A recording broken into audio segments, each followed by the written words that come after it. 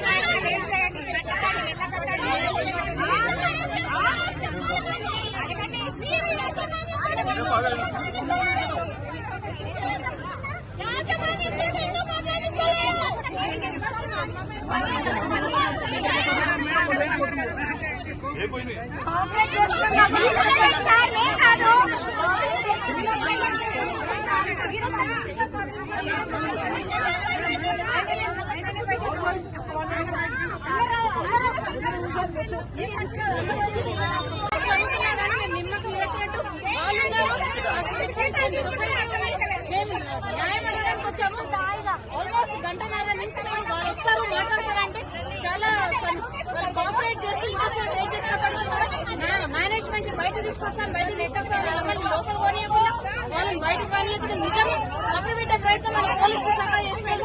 ఇదే చిత్తశుద్ధి మన పిల్లల్ని మన ఆడపిల్లల్ని కాపాడడానికి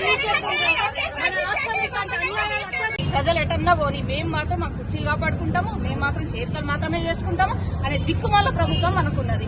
ఇట్లాంటి సీఎం ఉంటే ఎంత, లేకపోతే ఆడబిడ్డలను కాపాడలేని రాష్ట్రము మనకు సీఎం ఉంటే ఎంత, లేకపోతే వెంటనే స్కూల్స్ పైన చర్యలు తీసుకోవాలి. ఒక ఎడ్యుకేషన్ మినిస్ట్రీ అనేది ఏర్పాటు చేయాలి. నీకు చేత కాకపోతే ఎవరికైనా మినిస్ట్రీ అప్పగించండి. ఎడ్యుకేషన్ మినిస్ట్రీ మీ దగ్గరనే ఉంటది, హోమ్ మినిస్ట్రీ మీ దగ్గరనే ఉంటది, సీఎం కుర్చీ మీ దగ్గరనే ఉంటాయి. ఎన్ని పోర్ట్ఫోలియోస్ మీ దగ్గర పెట్టుకుంటారు. అట్లీస్ట్ వేరే వాళ్ళకన్నా ఇస్తే అయిపోతుంది కదా. మహిళా మంత్రులు ఉన్నారు. అప్పుడు ప్రీవియస్ ప్రభుత్వం ఉన్నప్పుడు పెద్ద పెద్ద మాటలు మాట్లాడిన మహిళా మంత్రులు ఇప్పుడు ఎందుకు మాట్లాడతలేరు? పిల్లల గురించి ఇన్ని జరుగుతున్నప్పుడు ఎందుకు మాట్లాడతలేరు? బ్లైండ్ వికలాంగులను కూడా చూడకుండా వీళ్ళు ఇట్లా చేస్తున్నప్పటికీ కూడా కొంచెం కూడా దయ లేదు. ఇది వెంటనే రాష్ట్ర ప్రభుత్వము వీటిపైన చర్యలు తీసుకోవాలి. లేదంటే భారతీయ జనతా పార్టీ మహిళా మోర్చా ఊరుకునే క్వశ్చన్ లేదు. వీరు ఇలాగే చేస్తుంటే మీ పని కూడా మేమే మా చేతుల్లో తీసుకొని చేయాల్సిన అవసరం ఉంది. వెంటనే స్కూల్ యాజమాన్యం బయటికి రావాలి, దీనిపైన ఎక్స్ప్లెనేషన్ ఇవ్వాలి, దీనిపైన ఏం చేయాలో చర్యలు తీసుకోవాలి. దాన్ని కప్పిపుచ్చే ప్రయత్నం చేస్తే మాత్రం ఇక్కడ భారతీయ జనతా పార్టీ పోలీసులుగా ఇక్కడ కూర్చొని కాపలా కాస్తుంటే ఇంకా లోపల నుంచి ఎక్కడ కొనిస్తారండి? వాళ్ళకి మద్దతు ఇస్తున్నారు. సాయంత్రం రండి అని చెప్తున్నారు. మాకు సాయంత్రం రావడానికి మేమైనా ఫంక్షన్ కి వచ్చామా? వాళ్ళ పిల్లలకైతే తెలుస్తుంది. ఇక్కడ ఇంతమంది ఏడుస్తుంటే కాపాడే ప్రయత్నమే పోలీసులు చేస్తున్నారు.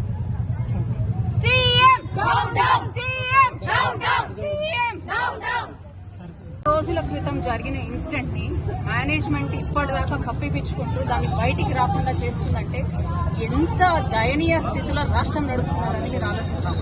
ఎందుకంటే సెకండ్ క్లాస్ అవుతున్న పాపకి ఏమి అవగాహన ఉంటుంది దీని గురించి? సేమ్ స్కూల్లో జరుగుతున్న విద్యార్థిని 3 రోజుల క్రితం జరిగిన ఇన్సిడెంట్ ని కప్పిపుచ్చడం కాకపోతే ఏమైంది? అసలు స్కూల్లో ఇంతవరకు లైఫ్ స్కిల్స్ గానీ సెల్ఫ్ డిఫెన్స్ గురించి గానీ ఇదే స్కూల్ కాదు ఏ స్కూల్లో వాటి గురించి చెప్పడం లేదు. పిల్లలకి కౌన్సిలర్స్ పెట్టడం లేదు. ఎవ్రీ మంత్ ప్రతి స్కూల్లో కౌన్సిలింగ్ సెషన్ పిల్లలకి జరగాలి. At the same time parent core committee ఉండాలి. At the same time personality development మీద కూడా కంపల్సరీ ప్రతి స్కూల్లో దీన్ని ఇంప్లిమెంట్ చేయాలి అని చెప్పేసి 2014లోనే నరేంద్ర మోడీ గారు life skills and self defence కి బడ్జెట్ కేటాయించినప్పటికీ, ప్రతి స్టూడెంట్ కి 50 రూపాయల చొప్పున కేటాయించినప్పటికీ కూడా స్టేట్ గవర్నమెంట్ మాత్రం దానికి సంబంధించి స్కూల్స్ లో ఇట్లాంటిది ఏది ఇంప్లిమెంట్ చేయకుండా గుడ్ టచ్ అనేది బ్యాడ్ టచ్ అనేది పిల్లలకి చెప్పకుండా ఇలా ఉంటే మరి ఇలా జరగకుండా ఇంకెలా జరుగుతుంది? రోజు రోజు ఇన్సిడెంట్స్ ఎక్కువ అవుతున్నాయి కానీ తక్కువ అయ్యే క్వశ్చనే లేదు. నిన్న ఈ వారంలోనే ఈ గత 3 రోజులనే ఇది 8వ ఇన్సిడెంట్. అంటే రాష్ట్రంలో ఏం జరుగుతుందో అవసరం లేని సీఎం మనకున్నారు. కేర్ ఆఫ్ హోమ్ మినిస్ట్రీ అన్ని పోర్ట్ఫోలియోస్ ఆయన దగ్గరనే ఉన్నాయి. లా అండ్ ఆర్డర్ ఎట్టుపోతుందో ఆయనకు అవసరం లేదు. పిల్లలు ఎంత ఎన్ని అరాచకాలు అన్యాయాలు పిల్లలకు జరుగుతాయి. ఎస్పెషల్లీ పిల్లల్ని టార్గెట్ చేస్తున్నారు. అట్లాంటిది ఆయనకు అవసరం లేదు.